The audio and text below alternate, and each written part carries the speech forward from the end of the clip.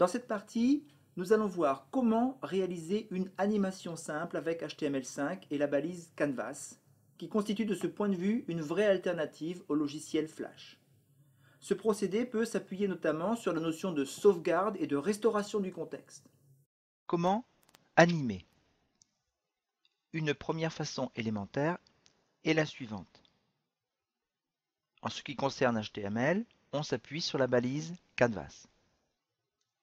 Grâce à JavaScript, on associe au Canvas un contexte, au sein duquel on crée des objets. On se rappelle que le contexte, par défaut, considère que l'on dessine avec pour origine le coin supérieur gauche du canvas. On se rappelle que le contexte peut subir des rotations, des translations et des changements d'échelle, et que les objets qui vont être dessinés dans ce contexte modifié seront donc affectés par ces modifications. Toujours grâce à JavaScript et à la méthode setInterval, on lance à intervalles réguliers l'exécution d'une fonction qui va faire deux choses.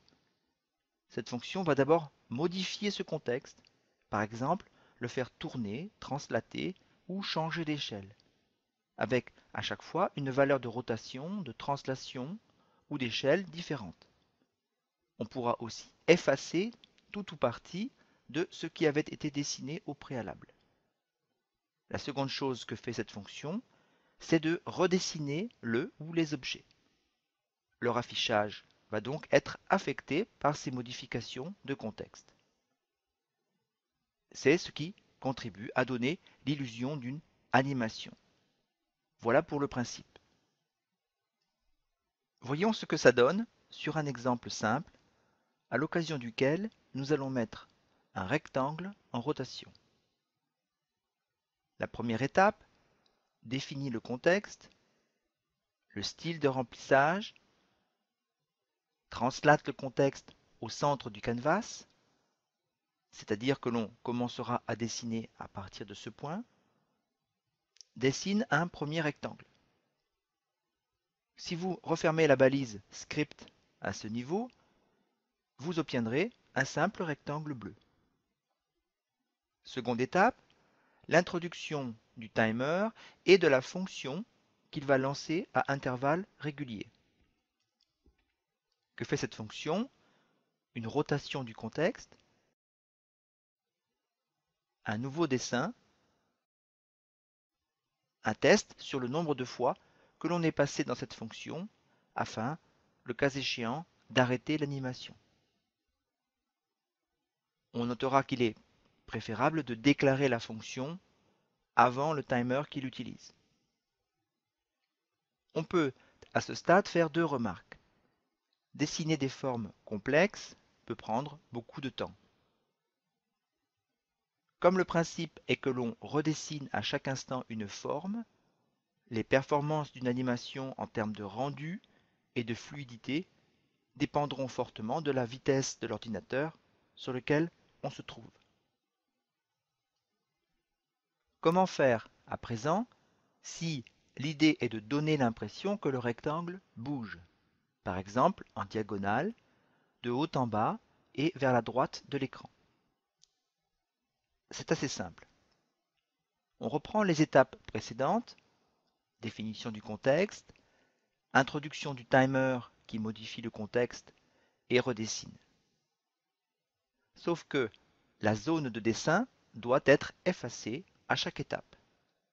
Pour cela, nous allons utiliser la méthode clearRect qui permet d'effacer une partie rectangulaire du contexte.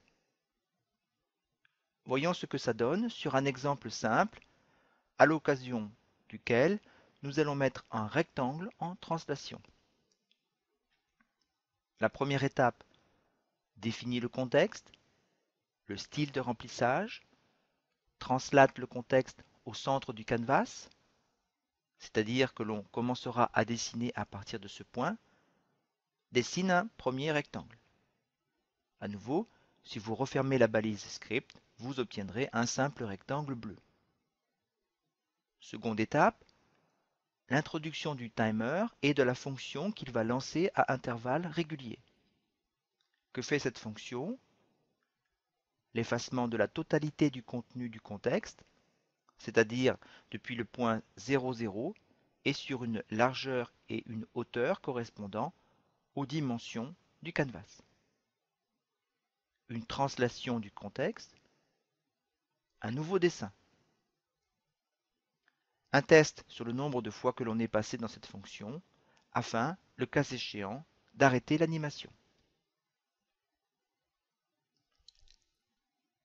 On se pose à présent la question de savoir comment, dans une animation un peu plus complexe, faire en sorte d'animer séparément plusieurs objets. Cherchons par exemple à animer un petit carré de bas en haut avec un cercle qui tourne autour de ce carré, comme sur l'animation présentée. On reprend les étapes précédentes, définition du contexte, introduction du timer. Ici, nous introduisons une petite modification par rapport à l'exercice précédent. Pour définir le moment auquel l'animation va s'arrêter, nous n'allons pas utiliser la variable i comme précédemment, mais un timeout qui appellera une fonction d'arrêt après une période de temps définie, ici 20 secondes. Détaillons à présent la fonction que le timer va lancer à intervalles réguliers. Que fait cette fonction? Première chose, elle va devoir effacer ce qui a été dessiné à l'itération précédente. Ensuite, on translate le contexte et on dessine le rectangle, comme indiqué sur la figure.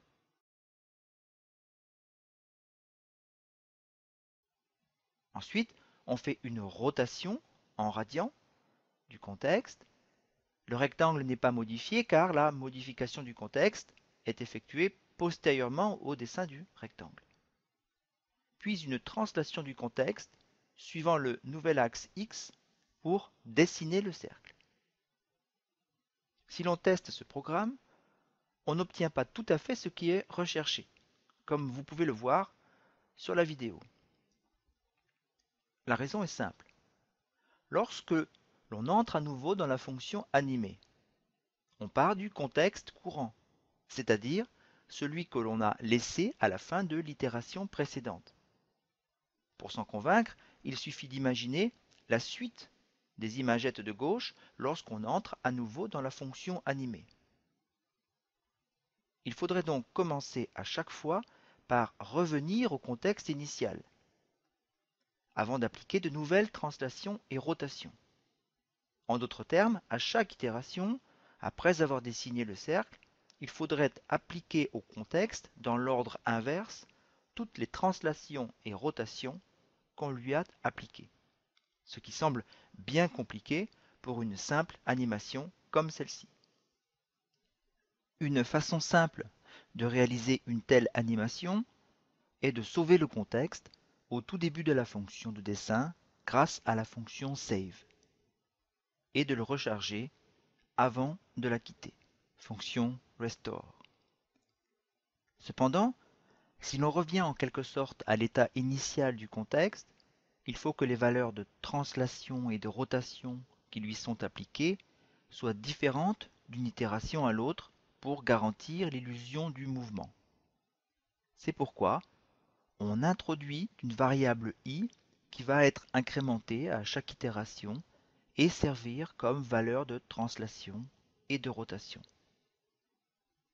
Une remarque, dans l'exemple proposé, nous aurions pu restaurer non pas le contexte initial, mais un contexte intermédiaire, le contexte après la première translation. Je vous propose d'essayer cette option. Dans ce cas, bien entendu, la valeur de la première translation peut rester à 2 d'une itération à l'autre, puisqu'on part d'un contexte modifié. La valeur de la rotation, en revanche, doit rester une fonction de la variable i. Je vous conseille de bien comprendre ce mécanisme. Plusieurs états du contexte peuvent ainsi être sauvés par une succession de saves, comme si on rangeait ces différents états dans une pile. Une succession de restore permet de se déplacer dans la pile pour restaurer un de ses états.